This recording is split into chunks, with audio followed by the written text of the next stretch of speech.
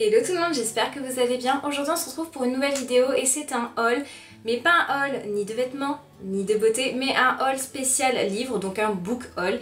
J'ai acheté quelques livres récemment puisque je me suis remise à la lecture, donc je ne parle pas plus longtemps, je vais vous les présenter et je vous laisse de suite avec la suite de la vidéo. Le premier livre que je vais vous montrer aujourd'hui est Lait et miel, Milk and Honey de Rupi-Kaur des éditions Pocket. En fait c'est un recueil poétique, je vais vous raconter juste après un petit peu de quoi il parle, mais ça faisait très longtemps que j'avais envie de le lire et c'est ma soeur qui me l'a offert. Donc comme je vous le disais, c'est un livre des éditions Pocket, c'est à la base un livre en anglais qui a été traduit il n'y a pas si longtemps que ça en français. Donc je vous présente la couverture.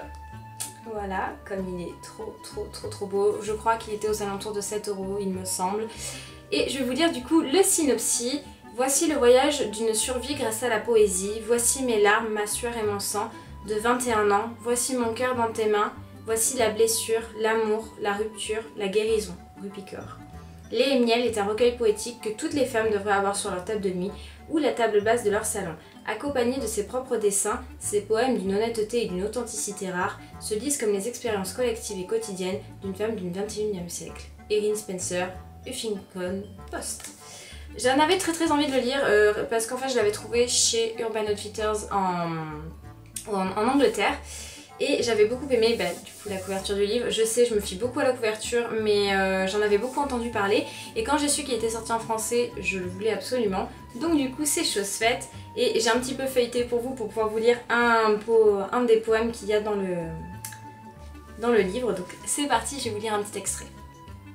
Je fais tant d'efforts pour comprendre comment quelqu'un peut verser toute son âme, tout son sang, toute son énergie dans quelqu'un sans rien vouloir en retour. Je vais devoir attendre d'être mère.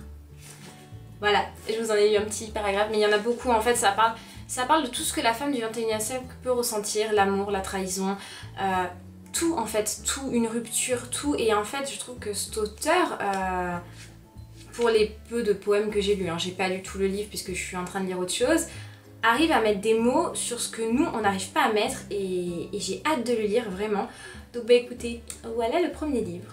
Le deuxième roman que j'ai acheté, je pense, va devenir un de mes chouchous, c'est sûr, puisque le premier m'a énormément plu. J'ai acheté un nouveau roman de Jane Austen et celui-ci c'est Raison et Sentiment. Donc il vient des éditions Collector, voilà, je peux pas vous dire plus, archi poche, voilà. Il m'a coûté 8,50 €, donc comme vous pouvez le voir, la couverture est juste sublimissime, j'adore, vraiment j'adore. Et je vous avais dit dans ma vidéo sur 10 livres à lire selon moi que j'avais très envie de relire un livre de Jane Austen puisque j'avais adoré Orgueil et Préjugés, j'adorais son écriture. Et en fait ce que j'aime beaucoup chez cette femme c'est que quand elle a publié ses livres, elle s'est fait passer pour un homme et elle était très féministe, et c'est tout ce que j'adore. Donc du coup je voulais lire un de ses autres romans et du coup j'ai acheté Raison et Sentiment. Donc je vais vous lire le synopsis. L'éducation sentimentale des sœurs Dashwood promet d'être rude dans le petit monde étriqué de la bourgeoisie du Devonshire. Publié en 1811, Raison et Sentiment est le premier grand roman clé du 19e siècle. Voilà, alors ce qui est sympa dans ce livre-ci, c'est que du coup on peut savoir tous les romans que Jane Austen a écrits. Donc je vous montre juste ici. Donc j'ai hâte de lire les autres, mais j'ai surtout très hâte de lire celui-ci. Donc comme vous pouvez le voir, alors je vous ai pas montré dans le premier livre que j'ai montré de Rupi-Kaur, je vous ai pas montré en fait l'intérieur parce qu'il y a des dessins et tout ça et je pense que c'est plus sympa d'être surpris par ça. Mais du coup pour vous montrer l'écriture un petit peu du livre de Jane Austen, c'est vraiment une écriture très fine. Mais j'ai hâte de le lire vraiment parce que je suis tombée sous le charme d'Orgueil et Préjugés et je me dis que quand on a un coup de cœur comme ça pour un roman, vraiment, je pense que ça vaut le détour de lire les autres livres de l'auteur. Le troisième livre que j'ai acheté, et là vous allez vous dire que j'en ai des tomes et des différentes éditions à chaque fois. J'ai acheté Harry Potter tome 3, donc Le Prisonnier d'Azkaban, en édition collector, donc c'est l'édition Gryffondor comme vous pouvez le voir, voilà, il y a cette partie là qui montre que c'est Gryffondor. Pourquoi je l'ai acheté? Oui, j'ai Harry Potter en édition de poche, oui j'ai Harry Potter en anglais, oui j'ai Harry Potter en grande édition d'un autre dessin, d'une autre couverture, voilà. Mais pourquoi j'ai acheté celui-ci? Parce qu'en fait je les trouve magnifiques. Voilà, les éditions collector, je les trouve vraiment magnifiques. Et quand je vois que le tome 1 est déjà à pratiquement 200 € sur internet et que je l'ai, je trouve ça quand même super cher, mais je trouve en fait, comment vous expliquer ça? j'achète étonnamment beaucoup de livres Harry Potter, enfin étonnamment, pas vraiment, mais ceux-ci je les trouve vraiment très beaux parce que je pense que dans une bibliothèque ça fait super joli et puis voilà, j'aime Harry Potter donc ben, je vais pas me justifier mais j'aime beaucoup ce livre-ci et ce que j'adore aussi, alors je vais essayer de vous montrer, c'est voilà, là vous voyez il y a le dessin de Gryffondor et je voulais vous montrer autre chose, si ils l'ont toujours. Non, ils l'ont pas. Ah si, ils l'ont. Alors là, du coup, vous avez une illustration de Godric Gryffondor, chose que je trouve vraiment super jolie. Et on apprend des choses un peu plus sur Godric Gryffondor, donc je trouve que ça, c'est plutôt cool. Mais ce qui m'a vraiment plu, en fait, dans ces bouquins, c'est ceci. C'est qu'en fait, on a toujours une carte de Poudlard et je trouve ça trop joli. Et voilà, je vais pas me justifier, je sais que les éditions collector en fait sont sorties dans les éditions des maisons. Moi je suis team Gryffondor donc forcément je n'achète que les Gryffondor. Mais il y a aussi Poufsouffle, Serre d'Aigle ou Serpentard. Il m'a coûté 21,50 € et il vient des éditions Gallimard Jeunesse. Voilà, c'est exactement la même histoire que dans les autres livres. Si moi je devrais vous conseiller quelle couverture ou quel livre selon la couverture à acheter, bien évidemment, si vous voulez une jolie collection, je vous conseillerais ceci. Après, si vous voulez des couvertures différentes, puisqu'en fait, les couvertures se ressemblent quand même à peu près, c'est-à-dire que le tome 1 est exactement pareil, il est en noir et rouge. Le tome 2 est en rouge et noir. Et là, le tome 3 est en noir et rouge, donc je suppose que le 4e va être en rouge et noir. Enfin, voilà, ça va changer un petit peu. Mais vraiment, voilà, je le voulais dans ma collection Harry Potter.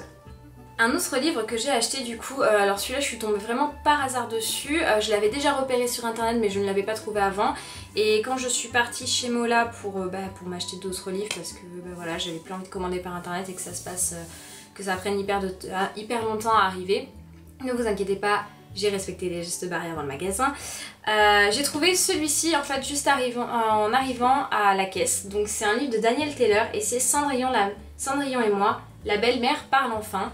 Alors, ne parlons pas de la couverture qui est juste magnifique, mais ce que j'aimais bien en fait, voilà, c'était une histoire Disney, mais pas racontée comme les Twisted Tales ou les Disney Villains. J'avais vraiment envie de le lire, je suis tombée dessus par hasard, j'ai lu le synopsis et ça m'a plu. Donc c'est un livre de l'édition des éditions de Noël, et il m'a coûté 22,90 € et je vous lis le synopsis de suite. C'est la marâtre la plus détestée de l'histoire, celle dont on parle pour faire peur aux enfants désobéissants. Mais qui savait que la belle-mère de Cendrillon s'appelle en réalité Agnès, qu'elle a passé sa jeunesse à trimer comme bonne toute affaire, qu'elle a dû se battre comme une lionne pour accéder à un monde qui n'est pas le sien, que son époux est alcoolique et que sa belle-fille, petite princesse au peton si délicat, est en réalité fort capricieuse. Agnès n'en peut plus des sornettes autour des pantoufles des princes charmants et des citrouilles, elle est bien décidée à rétablir la vérité, quitte à égratigner quelque peu la version officielle. Une réécriture ingénieuse et jubilatoire du célèbre conte qui réussit l'exploit de nous faire aimer un personnage détesté. Alors, ce que j'ai bien aimé du coup, voilà, c'est que c'est une histoire qui parle voilà, du conte de fées de Cendrillon que j'adore, mais je trouvais que c'était assez sympa puisque du coup ça reprenait en même temps un petit peu l'idée des Twisted Tales mélangées aux histoires de Disney Villains faites par Sandra. Non, attendez. Ah, je sais plus. Je sais plus, enfin vous les connaissez, je vous les ai déjà présentés. Serena Valentino. Voilà, j'y étais plus, j'y arrivais plus, je vous jure, il y a des moments je bug comme ça, genre je perds la mémoire, mais bon c'est pas grave. Et j'aimais bien du coup voilà ce concept là, donc du coup je me suis dit allez, je tente, je le lis, on verra bien. Pour l'instant je suis en pleine lecture de la saga Twisted Tales et j'ai commencé par Sous l'océan, donc je vous avoue que je suis à fond dans la lecture parce que j'aime beaucoup ce livre. Je pense que je vais beaucoup aimer la saga Twisted Tales, mais je pense que je vous en parlerai dans une prochaine vidéo dédiée entièrement à ça, c'est sûr, c'est évident. Mais en tout cas, j'ai hâte de lire celui-là. Le 5e livre que j'ai à vous présenter, je ne l'ai malheureusement pas avec moi puisque je l'ai précommandé puisqu'il ne l'avait plus chez Mola. C'est le livre Psychose, donc ça parle, vous le savez je pense, du sujet de Norman Bates, donc du film Psychose et de la série récemment sortie, enfin récemment, 2017 je crois, Bates Motel. Donc en fait pendant le confinement j'ai regardé cette série parce que j'avais très envie de la regarder et je me suis prise à fond dedans. Au départ je vous avoue ça a été un petit peu compliqué parce que ayant vu Psychose, je trouvais que ça ressemblait pas trop à ça. Et arrivé je crois à la fin de la deuxième saison, ça a commencé à être un peu plus comme le film. Et j'ai beaucoup aimé et je me suis dit que je voulais absolument lire le livre puisque c'est un classique en fait. Et voilà, donc j'ai qu'une seule hâte, c'est de le recevoir. Et le dernier livre que j'ai acheté, je ne l'ai pas non plus puisque je l'ai aussi précommandé puisqu'il ne l'avait plus. C'est le livre de Noémie Makeup Touch, donc en format de poche. Pourquoi j'ai acheté ce livre? Vous allez me dire oui mais c'est pas des livres d'écrivain. Pour moi on a tous une façon d'écrire, on est tous auteurs un petit peu à notre façon, hein, on écrit notre propre histoire, donc pourquoi pas les youtubeurs s'y mettre aussi. Je sais que ça a polémiqué sur pas mal de choses puisque pendant un temps ils sortaient tous un livre. Moi je vous avoue que j'ai lu celui d'Enjoy Phoenix que j'ai beaucoup apprécié, alors pas le deuxième carnet de route mais le premier. J'ai beaucoup aimé celui d'Elsa et en fait ce que j'aime beaucoup c'est qu'on apprend un peu plus à les connaître, c'est-à-dire que c'est bien on regarde leurs vidéos comme là vous regardez mes vidéos, mais vous connaissez pas ma vie, vous connaissez pas mon histoire réellement parlant. Je vous ai parlé de certaines choses mais il y a d'autres choses que je garde et je pense que c'est pas mal aussi que pour apprendre une personne, lire son histoire c'est pas mal.